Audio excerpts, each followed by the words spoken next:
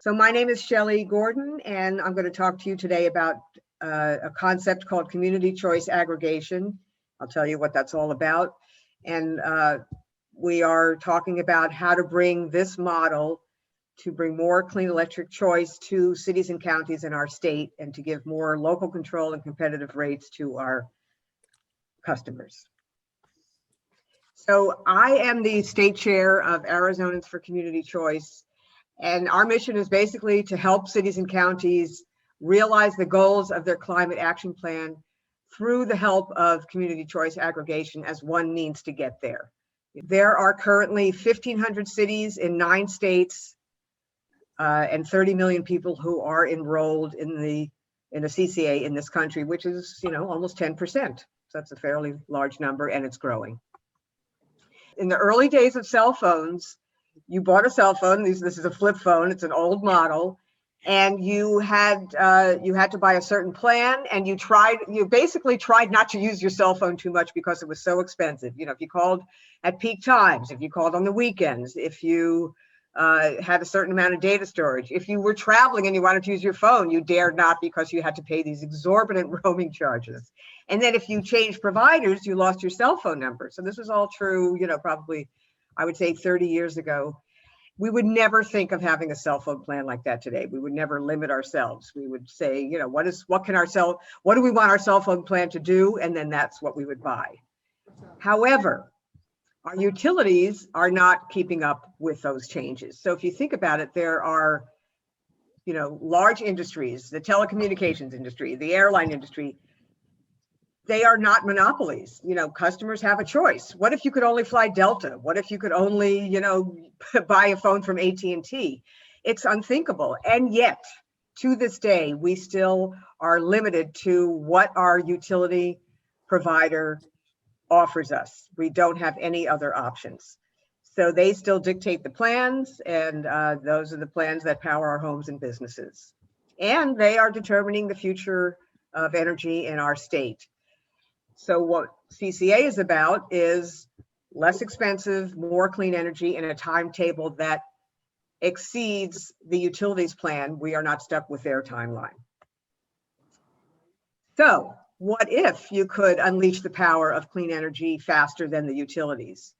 What if your city could bring, as you're talking about, more clean energy to homeowners and businesses, not just to the municipal buildings, but to everyone who lives in that locality?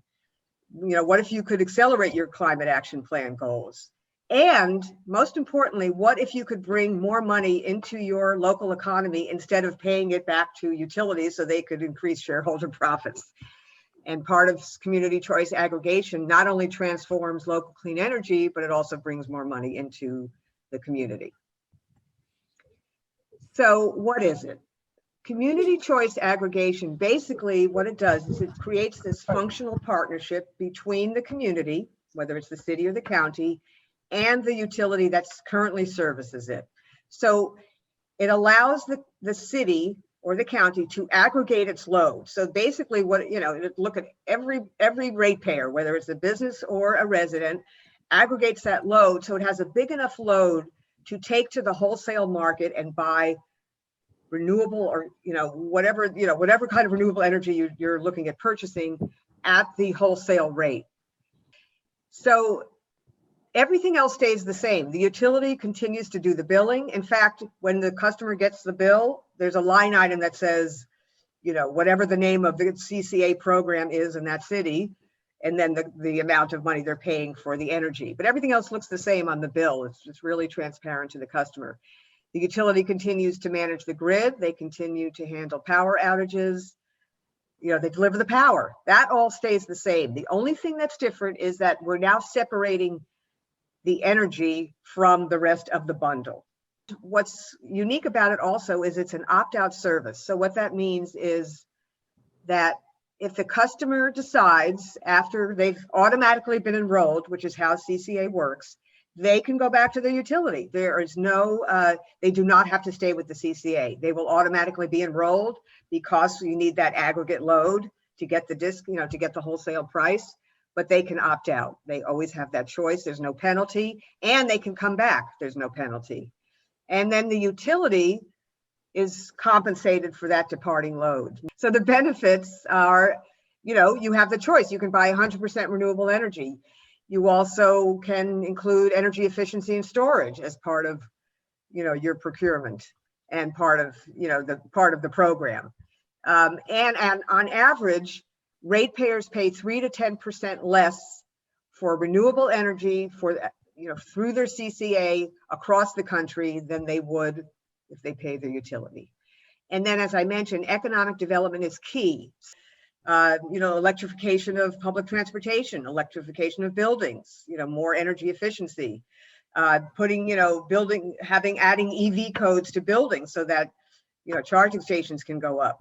I'm going to give an example of one county CCA in a moment, but, building more charging stations, paying incentives to customers to switch to electric vehicles, adding solar panels to rooftops of low-income families. All of this are the kinds of programs that CCAs are rolling out because of the surplus revenue that they're, generating by this model. And then the other thing is that it comes with protection. So because the local government is managing the program, they have, basically, they control the rates. They're the rate making authority. They have public meetings where customers come and they talk about the rate increases and customers get to weigh in, and it's all a public forum. And these contracts are negotiated with local governments, so it's better pricing, there's better protections, and there's better terms. So I mentioned that there's currently 9 states, and you can see that the ones in kind of that olive green are the ones that, these are the states that had legislation passed in order to allow cities and counties to create their CCAs. Peninsula Clean Energy is a great example of a CCA. This is a county-wide CCA made up of 20 cities, and it's represented or managed by a joint powers authority comprised of city council members from each of those cities. So in a little over 4 years, they have managed to save both businesses and residents about $18 million. They've removed over 100,000 metric tons of CO2. That's the equivalent of 22,000 cars taken off the road in 1 year. They've made it possible for rooftop solar customers to make even more money through net metering. They have managed to go into a power purchase agreement for 300 megawatts of new solar and battery storage projects for low-income communities. They've added more than 3,500 charging stations throughout the county. They're in the process of doing that. They're actually giving rebates to customers, I mentioned this earlier, who switch to electric vehicles. They've created hundreds of local construction jobs for another renewable energy project. They've also given credits, COVID-19 credits, to people in need throughout the community. Remember, community choice aggregation is run as a nonprofit public entity. CCAs allow cities and counties to procure and or generate carbon-free energy. CCAs lower rates for ratepayers while generating revenues to invest in clean and renewable energy, energy efficiency, and electrification projects.